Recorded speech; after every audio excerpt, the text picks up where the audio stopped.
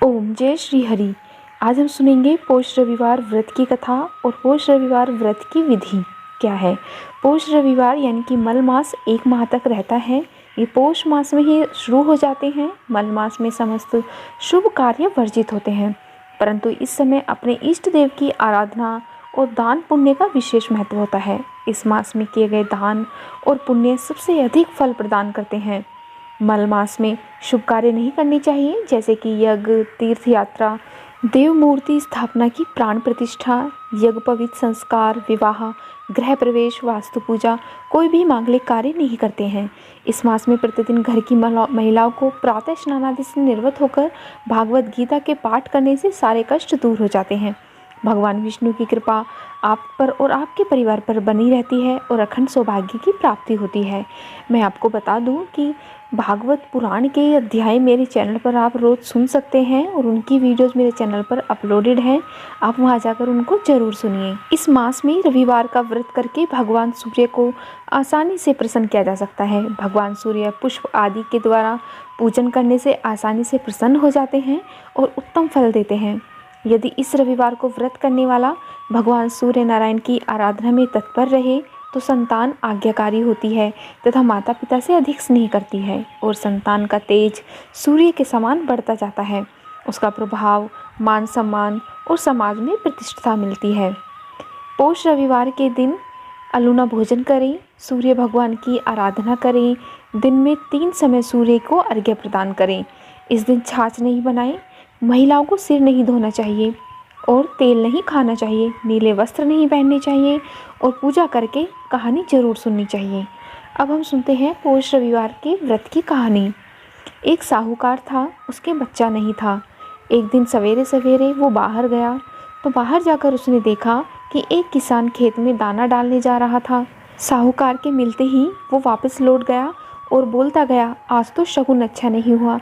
किसान की बात सुनकर साहूकार का मुंह उतर गया और उसका मन उदास हो गया। उदास मन से जब वह घर गया तो उसकी पत्नी ने साहूकार की उदासी का कारण पूछा।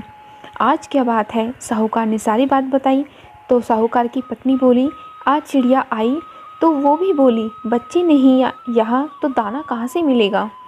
यह कहकर वो उड़ गई। साहूकार को क्रोध आया। उसी दिन से सूरज भगवान की वो आराधना करने लगा। 12 वर्ष बीत गए। तब राणा जी ने सूरज भगवान से कहा, यह इतने मन से आपकी आराधना करता है, इसकी पुकार सुन तो लो। सूर्य भगवान ने उसके सामने प्रकट हुए और कहा, तेरे भाग्य में संतान नहीं है, पर मेरे आशीर्वाद से एक कन्या होगी। 9वें महीने में एक कन्या ने साहूकार के घर में जन्म लिया। कन्या जब हंसती तो उसके मुख से हीरे मोती गिरते। मालिश वाली आती और हीरे मोती लेकर चली जाती। 1 माह के बाद मालिश वाली का आना बंद कर दिया तो उसकी माँ को हीरे मोती मिलने लगे। उनके घर में बहुत धन दौलत हो गई। उसके पिता ने सोचा कि लड़की बड़ी हो गई है, उसकी शादी कर देते हैं। तब उसकी माँ ने कहा, मेरे उठते ही इसका मुंह देखने का नियम है, क्यों नहीं हम घर जमाई रख लेते हैं। एक गरीब लड़का ढूंढा और उसकी शादी उसके साथ कर दी। शादी के बाद रोज़ सुबह उसकी माँ उसको उठाने आती तो लड़के को बुरा लगता, तो लड़की ने प्यार से समझा दिया कि माँ ने मेरा मुंह देखने का नियम बना रखा है।